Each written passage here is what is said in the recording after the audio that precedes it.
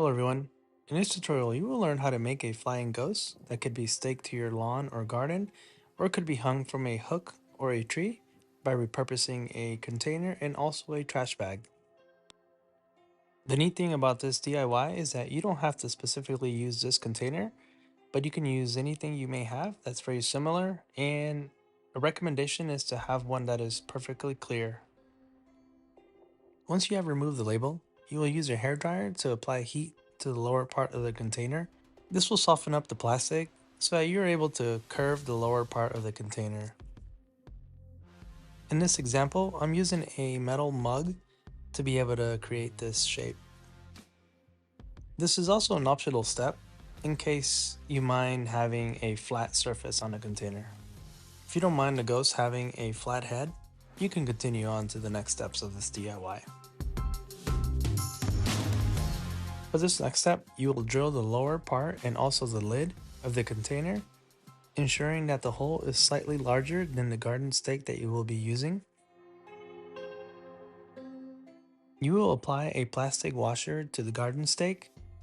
You can also glue or tape any kind of washer you may have to the garden stake itself. This will serve as a platform where the container can spin from the power of the wind.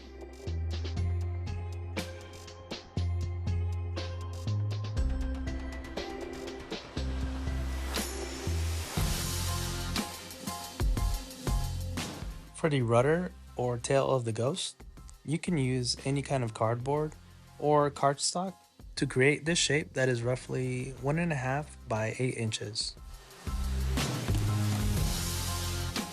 The arms of the ghost will be roughly 1 by 7 inches.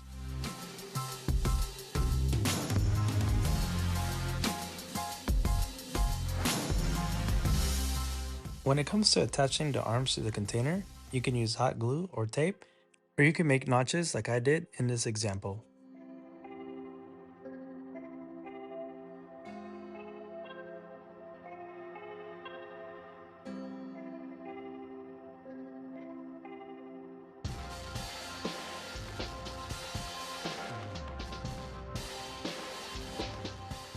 Same concept can be applied to the tail or rudder of the ghost.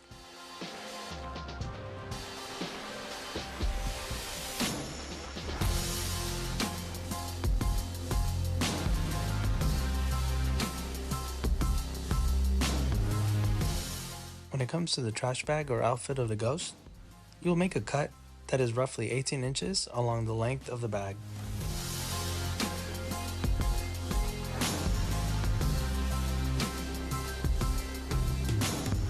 When you've test fitted the bag, you can move on to making the face of the ghost, in which you can't really go wrong with the multitude of faces that are available online that you can choose from.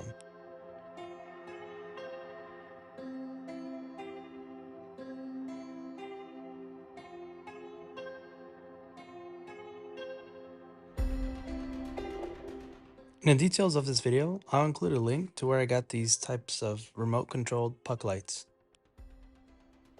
I will also include a link to where I get these types of tape dots that usually make it a lot simpler than using double-sided tape.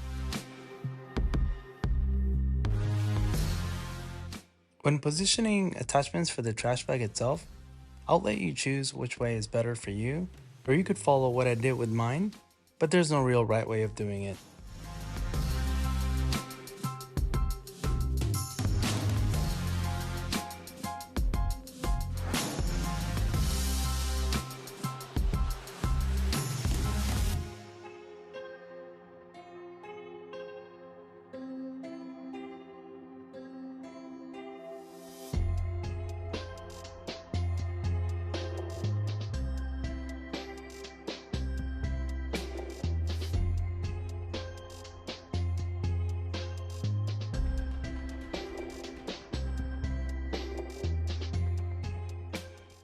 Depending on how you position your bag, you'll need to cut an access hole to the bottom of the container. This will prevent the bag from binding when you're using a garden stake application.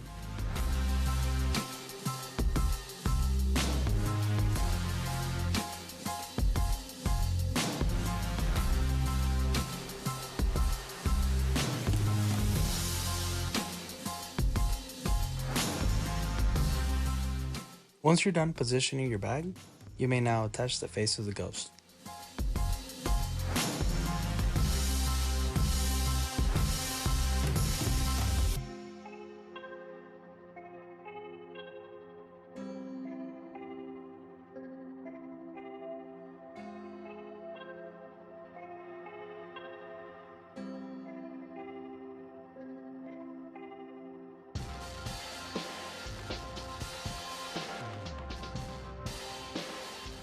You can also hang these ghosts by attaching a twine to the top of it and using a hook or attaching them to a tree. I hope you enjoyed making these as much as I did. Feel free to like, comment, or even share. And if you enjoyed this video, consider subscribing to my channel. Thank you guys for watching.